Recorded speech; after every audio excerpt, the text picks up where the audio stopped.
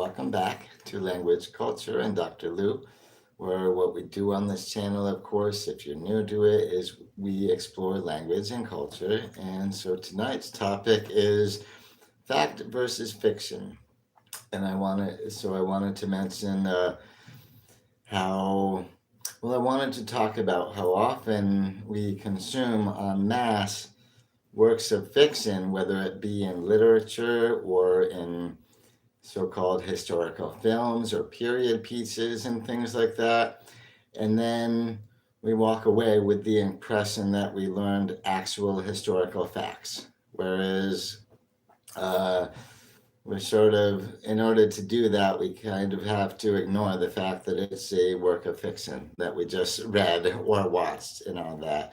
And so the reason I used The Emperor Has No Clothes in the title of this is because that little that little tale is certainly a good example of a couple people pushing fiction, a big lie, to be fact, and then everybody goes along with it, right? Because they are feeling pressured to lie and conform to the collective delusion that everybody has.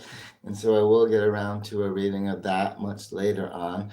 But first, I'd like to talk about other works, works that are indeed fiction, writing and films and all that.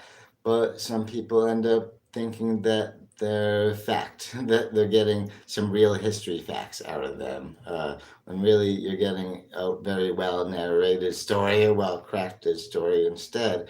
Like, for instance, one thing I've mentioned in two previous videos of mine is that Marie Antoinette never ever said, let them eat cake. And so if she never said that, and of course it would be the quote in French was qu'il mange de la brioche, which more or less translates as let them eat cake or let them eat brioche anyway. But that wasn't her. She didn't say that. Where did it come from? Uh, there's a book that was sort of released in two parts in the 1780s called The Confessions of Jean Jacques Rousseau. And he was a very talented author, of course.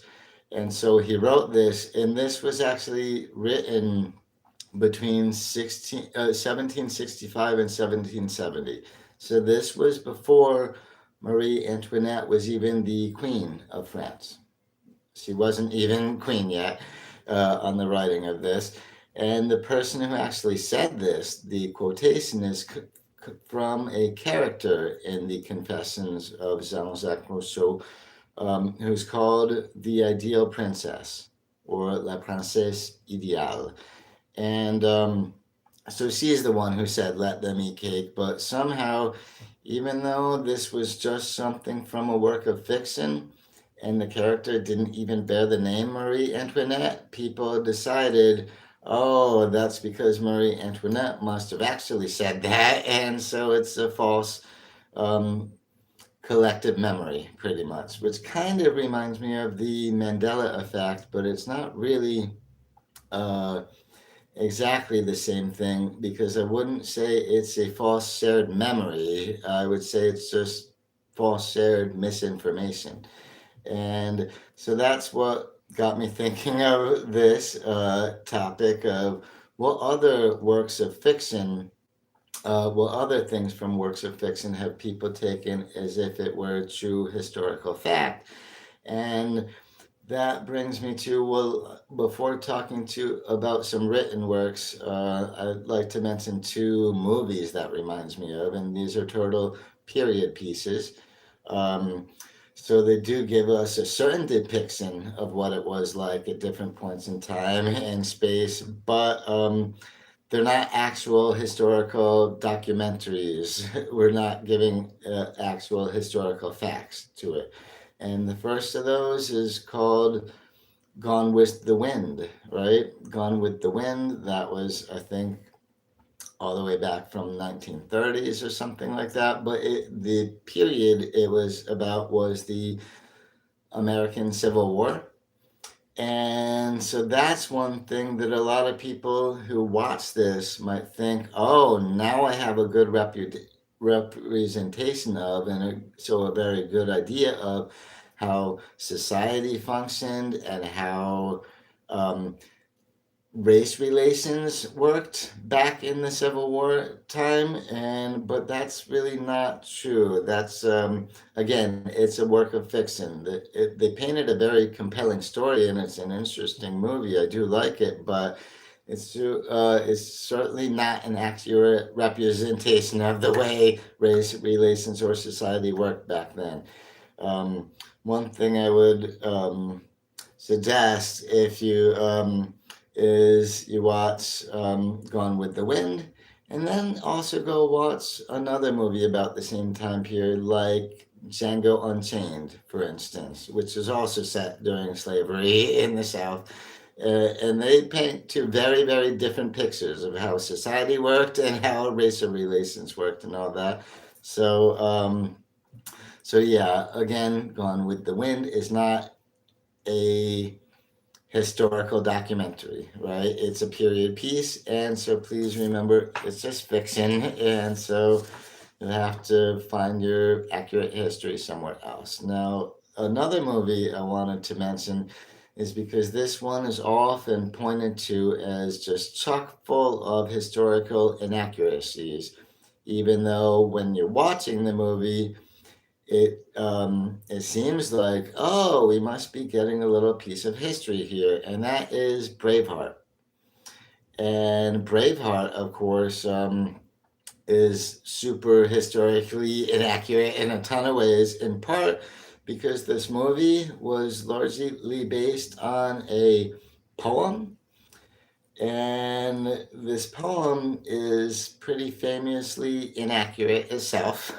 And then the movie ended up making it even more inaccurate altogether. For one, okay, the title character, Braveheart, right? That nickname in the movie, if you're watching it, you would think, oh, that was the nickname for William Wallace, right? Who was a real person and all that. But already the nickname is being misattributed to William Wallace because that's actually what someone else who was a real life person named Robert the Bruce, that was his nickname. That was his nickname, and so Braveheart in the title alone is leading you astray because they're giving that nickname to the wrong guy. And then on top of that, of course, kilts were not worn yet in Scotland back then, and yet in that movie, everybody's walking around in kilts, so not historically accurate. And there's the Battle of Stirling Bridge that they showed, and they admitted the whole actual bridge from the Battle of Stirling Bridge. And the romantic relationship was totally fabricated. So if you're watching Braveheart, please do be aware that even though I think it's a good movie in the sense of entertaining, but it's certainly not going to give you a good grasp on the actual history, actually what was going on back then. So yeah, like I said, I just wanted to mention those two movies before getting into some literature. And so for two pieces of literature I wanted to mention are actually by the same author, and they were from the early 1800s.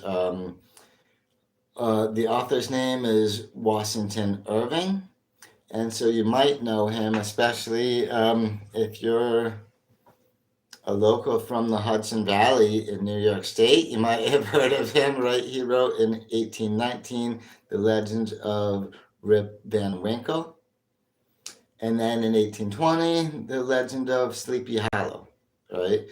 And so and this particular author had a weird habit of using people's names from real life, and also having some of his characters inspired by people he knew in real life, but not necessarily that personality is not necessarily attached to the actual name.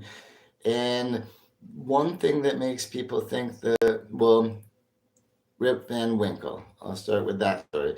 And one thing that makes people really think that it is true is because that's funny. Um, uh, is because Washington Irving kind of framed it as to historical pages, right? He sort of framed that way, saying, "Oh, as if this whole story didn't just come from his imagination," right? Um, he was saying these were the pages of a historian, and so people were believing this was true and whatnot. And the fact is, the historian himself was also fictional. So made up, and of course, the story all came out of Washington Irving's good imagination, his creative process. And I guess, long story short, okay, the legend of Rip Van Winkle goes he was a guy who was really, well, he was often avoiding his work and avoiding his wife and a lot of that. And eventually he climbed into the Catskill Mountains. Uh, and I think it was in a forest there that he ended up drinking this magical liquor, which put him to sleep for 20 years. Oh, and the time period where this is set is he climbed into the Catskills and all that and drank this magic liquor all just before the American Revolution, the Revolutionary War. So he falls asleep for 20 years. Then, when he wakes up, I think his wife had passed away already, but also importantly, the American Revolution had happened, so they were no longer under British So the whole world had gone and changed on him like that.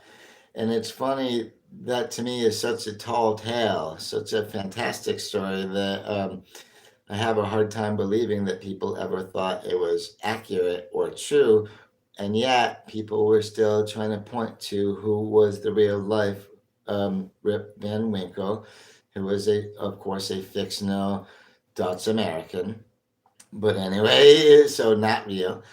And so that was the first of the two books. Then, well, the two stories rather. And then the year later, in 1820, again, Washington Irving, he wrote The Legend of Sleepy Hollow, which, even if you're not from the Hudson Valley or upstate New York or anything, you might not know the story anyway, because, for example, I think it was in the 2000s, Johnny Depp was in a movie called The Legend of Sleepy Hollow. And I think I can't remember if he played Ichabod Crane or he might have played some detective guy. Anyway, it's been a while since I've seen that movie. So you might know the story is with the Headless Horseman, and Ichabod Crane's love interest is named Katrina Van Tassel and all that. And locally, I grew up kind of, well, yeah, in the Hudson Valley a bit. And it's funny because there's two different places in the Hudson Valley that both sort of claim to be the real life Sleepy Hollow, or the folks from there in both places claim to be the real life Sleepy Hollow. And I think that argument, that little dispute, is kind of silly because, again, this is a work of fiction. So what's to say that they both couldn't have been part of the inspiration for the fictional town of Sleepy Hollow, right? And and these two places in question, the two real life places, are, well, the one is in Westchester County on the Hudson River, about 25 miles or so north of New York City. They actually changed their name to Sleepy Hollow in 1996. So 30 years ago, the village of North Tarrytown, they actually changed their name to the literary name of Sleepy Hollow. And also, I have a really close friend who grew up in Yonkers, New York, and so she was under the impression that the Tarrytown area was where the real Sleepy Hollow is, and then she moved up to go to, I forget whether she joined her new school in eighth grade or ninth grade, but she came up to Columbia County, New York, which is still in the Hudson Valley, but much further north. Pretty much, yeah, you're into the Capital District already. And she saw that not the high school that she was going to, but their rival high school is named Ichabod Crane High School, right? For Ichabod Crane Central School District. And that would all imply that Kinderhook would be the actual Sleepy Hollow, the real life Sleepy Hollow. But again, um, the Legend of Sleepy Hollow is a work of fiction, so I say, why can't it be both of those places serve as inspiration, but neither one, or in some ways, maybe both, are the actual Sleepy Hollow? And we have, I know a family from around here who are direct descendants of somebody named Jesse Merwin, who I think quite inspired the character of Ichabod Crane. Uh, and yeah, but he was a school teacher, and I think from Kinderhook. And so he inspired the character of Ichabod Crane, but his name was not Ichabod Crane for once, for one. And for two, there was a real life Ichabod Crane, and that's where Washington Irving got the name from. But that Ichabod Crane was a big military guy and had really nothing to do with the story or the characters. So really, is Jesse Merwin was the one who the school teacher, more inspired Ichabod Crane's character himself. But that doesn't mean that either Jesse Merwin or Ichabod Crane were the real life Ichabod Crane, because again, I would argue he's a composite character who was inspired by multiple people that Washington Irving knew in real life. Um, and it's true as well, the love interest in the story, his name is Katrina Van Tassel, Ichabod Crane's love interest. And she would be, in theory, related to my little sister, whose last name is also Van Tassel. We have different fathers, so it's through her father's side that she would be related. And so I was told that this would be her great, great, great, great aunt. But when you look into, was Katrina Van Tassel a real life person, it looks more like that fictional character, Katrina Van Tassel, was inspired by a couple of real life people, including because Washington Irving did live near a Van Tassel family in New York, who coincidentally they actually did live in the Tarrytown area, and then some actually migrated upwards and settled closer to the Kinderhook area in Columbia County. So once again, I'm saying these places can both be inspirations, but they're fictional. The real town of Sleepy Hollow and the characters who lived there were all fictional, though inspired by real life people to a certain extent. And so that to me is really funny that this little feud goes on. Well, like, where's the real Sleepy Hollow? Is it the town that changed its name to Sleepy Hollow because they believe they were the real life inspiration for it? Or is it Kinderhook, um, which is the other town that believes they're the real Sleepy Hollow? But I think it's a silly feud because I think they're kind of both inspired the real life Sleepy Hollow. And so, once again, just like I mentioned with Gone with the Wind and with Braveheart, if you're reading The Legend of Sleepy Hollow, please do bear in mind that it's a work of fiction, and that while certain people and places are inspired by people and places existing in the real life, this is not something you should look at for historical accuracy, right? uh, because it's, you know, it's a story. It's not a historical record. This is not a history book. Is simply a story. So that to me, I found to be really funny because it's regional for me in the area I grew up, and you still have a feud going on to this day, and I bet you it will never ever end.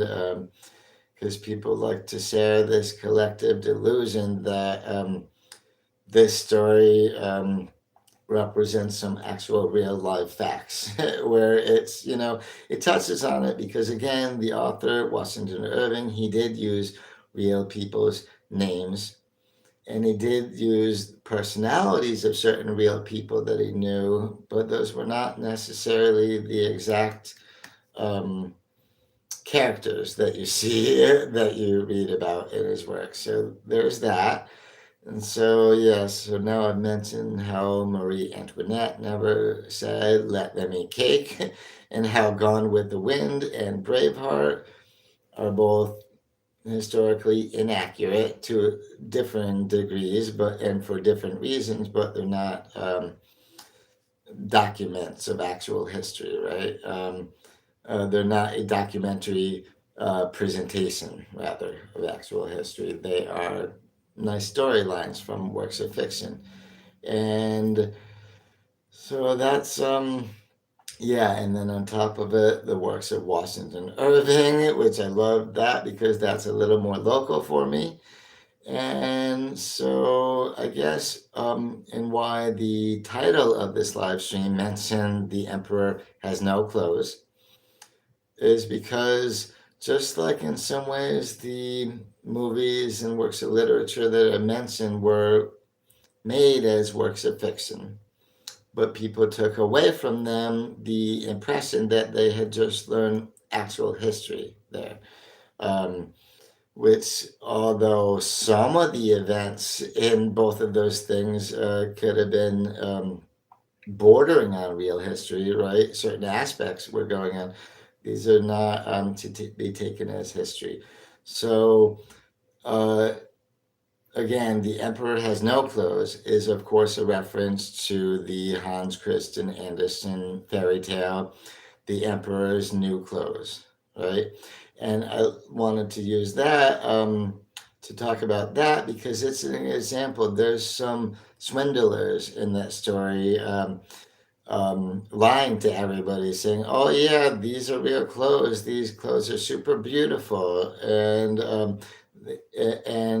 then everybody, even though anybody else can't even see the clothes themselves or the fabric or anything, they all seem to go along with it for fear of being excluded from the group because the idea was that only stupid people and the dishonest would not see the clothes, or at least that's what was the so-called truth pushed on them. And so they all sort of went along with it, even if it meant that they were being sort of forced into lying to conform to the shared collective delusion going on because everybody else is going on, along with, oh, those clothes are so beautiful. And that story, I also like it because it's a good lesson about vanity and pride, about how being super obsessed with status and other markers of vanity can blind people to reality altogether. So I think in many periods of history with lots of heads of state, this this thing could be applied. But anyway, and so what I wanted to do was a little reading of The Emperor's New Clothes, which I'm not using the original Hans Christian Andersen version of it, um, just to give a proper source. This is from Ririo.com, which is RIRIO.com, their version of it, which is children's storytelling version of it. So it should be nice and digestible. And not take forever because it's only about a dozen paragraphs or so. And so again, so let's go through the story together. I would really appreciate that if you stick around for it. So again, The Emperor's New Clothes by Hans Christian Andersen, which, by the way, this was also from the 19th century, just like the Washington Irving works that I mentioned earlier. This was written and published in 1837, but still around, and that's not even super old for a fairy tale either. But anyway, and so let's have it. So, The Emperor's New Clothes. There was an emperor who loved new clothes so much that he spent all his money on them. His favorite thing was to show off his new clothes. One day, two swindlers came to the palace. They said they were weavers and they could make a special invisible fabric. Stupid and dishonest people could not see the fabric. So again, these aren't Hans Christian Andersen's original words. This is a children's storytelling version of it. But so there you go with the big lie. Only stupid and dishonest people could not see the fabric. But these two guys are swindlers. So paragraph 2 picks up. The emperor thought it would be a great idea to buy the fabric. In this way, he would discover which of his subjects were dishonest or stupid. He gave the swindlers a lot of money and they started weaving, pretending to weave anyway. They started weaving. They ordered the most beautiful fabrics and pretended to work very hard. But in fact, they put all the money in their own pockets and made nothing at all. A little later, the emperor was curious to see if the clothes were ready. He was also nervous. Imagine that he himself could not see the clothes, right? And so he first sent a clever man. When he saw the empty looms, he was shocked. Oh no, there was nothing to see. But he said nothing. The swindlers showed him the clothes, but again, he saw nothing. He thought, am I terribly stupid? No one should ever know about this. So he told the emperor the clothes were beautiful. And the weavers laughed contentedly. They asked for more money and then they put it all in their pockets. And so then the emperor sent an honest man.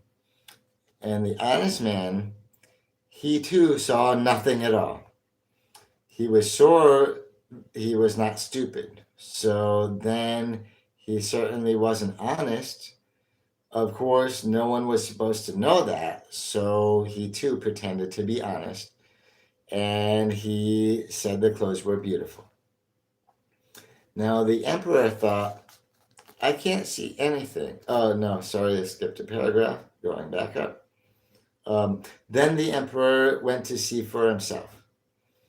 He took a lot of people with him, including the clever man and the honest man. They said, look, Your Majesty, how beautiful those clothes are. They thought that the other people could see the clothes, so they're keeping up the pretense, right? The emperor thought, I can't see anything. Am I stupid or dishonest? That would be terrible. So he too pretended he could see the clothes. All the people didn't see anything either, but said the clothes were beautiful. So the next day, there was a festive procession.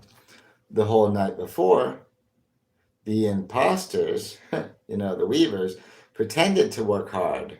In the morning, the emperor and his court went to see them again. And the weaver said, the clothes are as light as cobwebs. It looks as if you aren't wearing anything at all. But that is what makes them so beautiful. Just on a side note, I'm glad the imposters, the swindlers / the weavers are keeping up this big lie and convincing everybody that, people think you are stupid or dishonest if you say you don't see the clothes that we're not making. Anyway, and so everyone shouted. Oh, sorry, again. Everyone shouted, but no one could see anything because there was nothing to see. The emperor took off his clothes and put on the new clothes, right? The so called new clothes. And he could not see anything in the mirror, but everyone shouted how beautiful those clothes are. Outside, the royal carriage was ready for the procession. Look at my new clothes, said the emperor. Don't they suit me? The chamberlains had to lift the drag and pretend to see the clothes.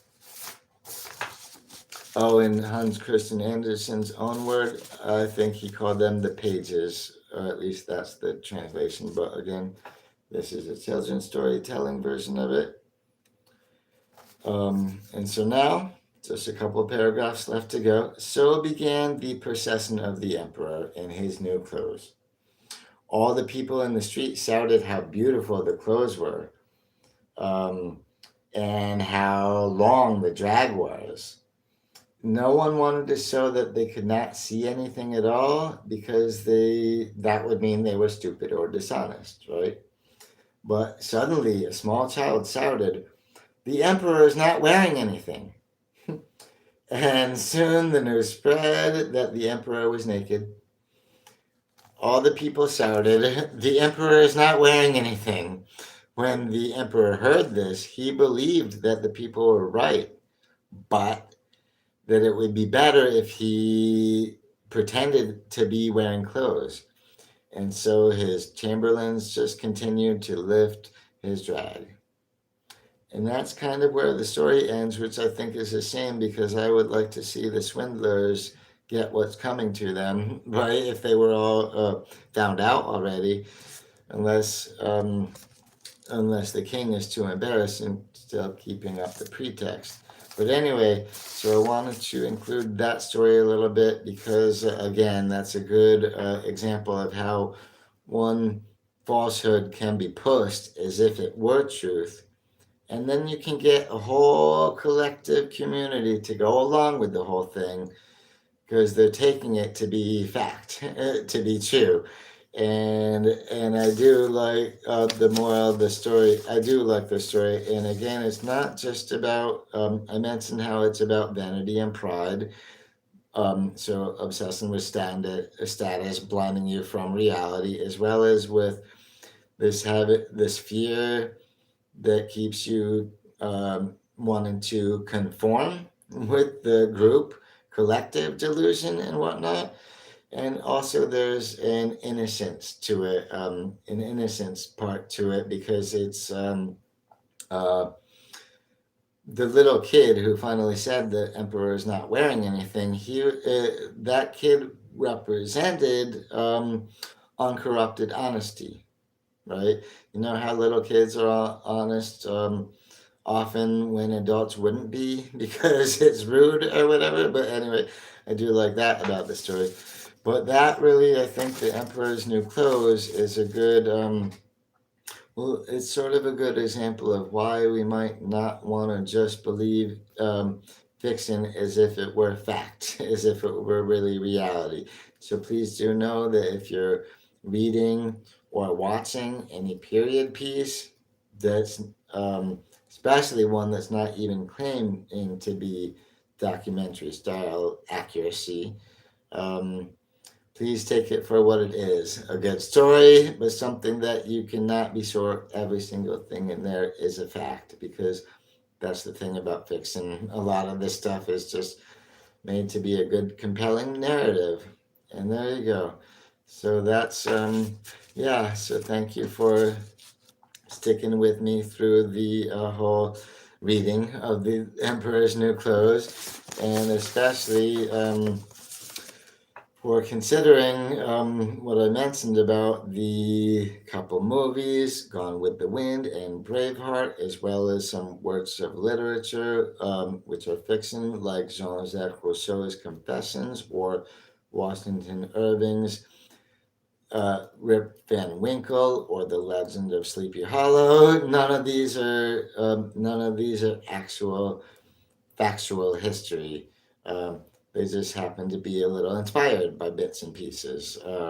And so, yeah, so that's, I think, was a good thing to bring up right now, because I'm afraid we're now kind of living in a world that needs to be reminded of when something is a falsehood, when it's untethered to reality, and that fiction is different than fact. So anyway, so yeah, thank you so much for hanging out with me on this Friday night, and I really appreciate that. And I'm looking to forward to talking to you again about something very different on Monday.